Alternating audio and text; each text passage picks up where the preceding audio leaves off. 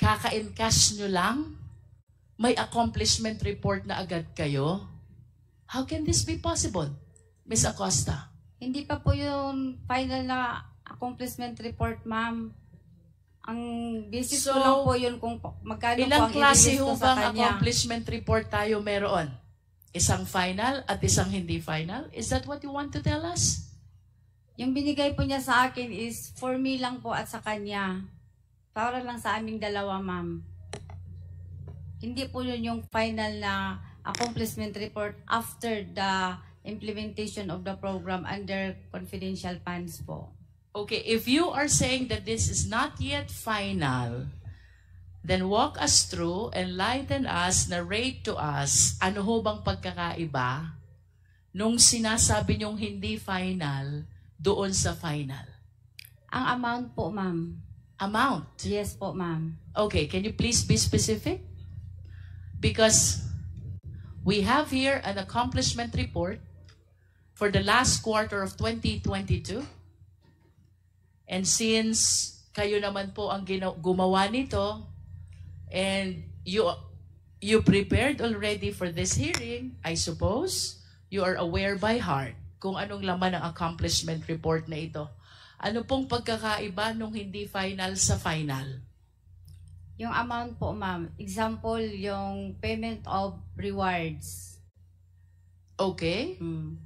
Tapos, yung... Ano po yung hindi final na amount? Yung amount... Okay, to guide Miss Acosta, Secretariat, can we please flash the accomplishment report for the last quarter of 2022?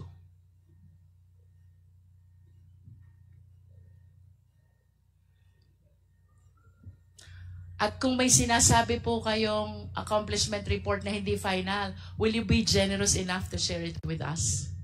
Wala po akong dala ngayon, ma'am. Yes, but for the next hearing, will you be willing to submit it to the committee? Yes po. Yes. Okay. Ms. Acosta, we have here the final, I suppose, because this was provided by the COA, accomplishment report for the last quarter of 2022. Ang sabi niyo po, sa amount lang kayo nagkakaiba. Yes po. Can you enlighten us? Bakit po nagkakaroon ng disparity sa amount? Kasi po, example po yung payment of rewards, ma'am. Ang nilagay, hindi ako makakita. Secretariat, can we provide instead a copy? You were pertaining to payment of reward. Ang nakalagay po dyan is 10 million. Yes, ma'am. Ano po bang nakalagay doon sa hindi final? Ang nilagay lang po niya doon is 8 million po. Okay. How about the purchase of information? So far, ito lang po ang aking maalala, ma'am. Ma-confirm ko sa'yo na 8,000 lang po ang proposed object of expenditure na binigay sa akin ni Sir La Chica. Ms. Acosta, with your object of expenditure, would you confirm with me na kung anong items ang nakasulat sa object of expenditure, yun din po ang nakasulat dito sa accomplishment report. The only difference is with respect to the amount. Tama ho ba? Tama po. Tama. At ang inyo pong sinusunod ay yung object of expenditure na binibigay sa inyo ni Colonel La Chica. Tama din po? For releasing po. For releasing. Opo. But nevertheless, who prepared the object of expenditure? Si Sir La Chica po, ma'am. Sir La Chica.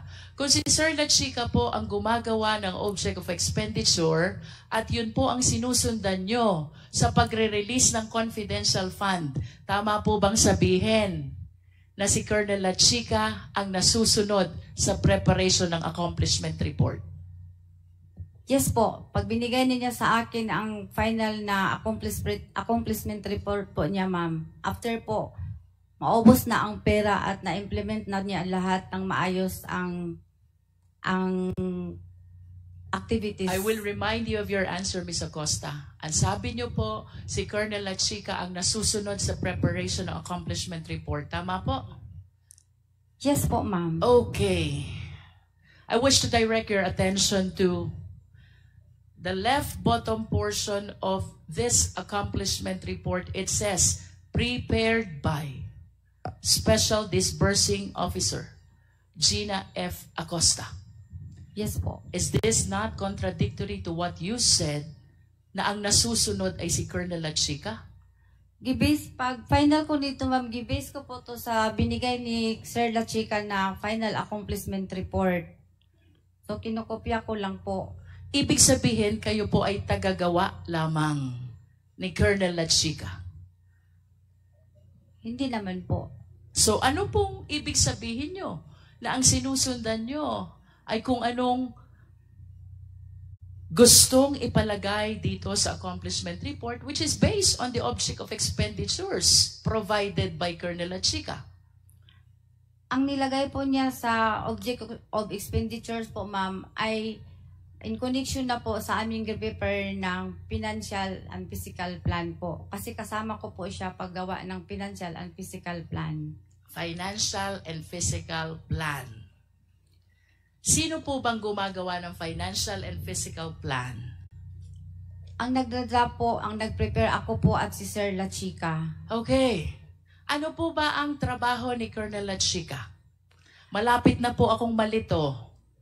Malapit ko na pong isipin ang disbursing officer ay si Colonel Lachica. Hindi po. What is the designation of Colonel Lachica, please? Siya po ang aming security officer. And a security officer? Ano ho bang trabaho ni Colonel Lachica? Is it her job to prepare the financial plan? Hindi po. Is it her job to prepare the accomplishment report? In the financial po, siya po ang magbibigay sa akin ng information or guide kung ano po ang magiging confidential activities po in relation sa confidential funds po na gagamitin. I hope you realize, Ms. Acosta, that you are the special disbursing officer. Yes po, ma'am. Alam ko po. And part of your job is to prepare the financial plan. Yes po. As a matter of fact, the financial plan does not bear at all the signature or the name of Colonel Lachica. Yes po, pero sa kanya po ako humihingi ng inputs or information with regards to the implementation of all the projects included under confidential funds po. If you're asking for the possible program, subject of expenditure, is it correct to say that you are soliciting some information only and not necessarily the one working with you in the preparation of financial plan? Magkaiba po yon. Ang hinihingi ko po sa kanya, ma'am, is ano po, mga inputs po or guidance in preparation for the financial plan, especially related po sa confidential activities po. Ms. Acosta, do you understand your job as a special disbursing officer? Yes, ma'am. This is very significant job Yes, ma'am. because it entails so much trust and confidence. Yes po. Because you're the one in charge of taking custody of the huge amount of money. Tama?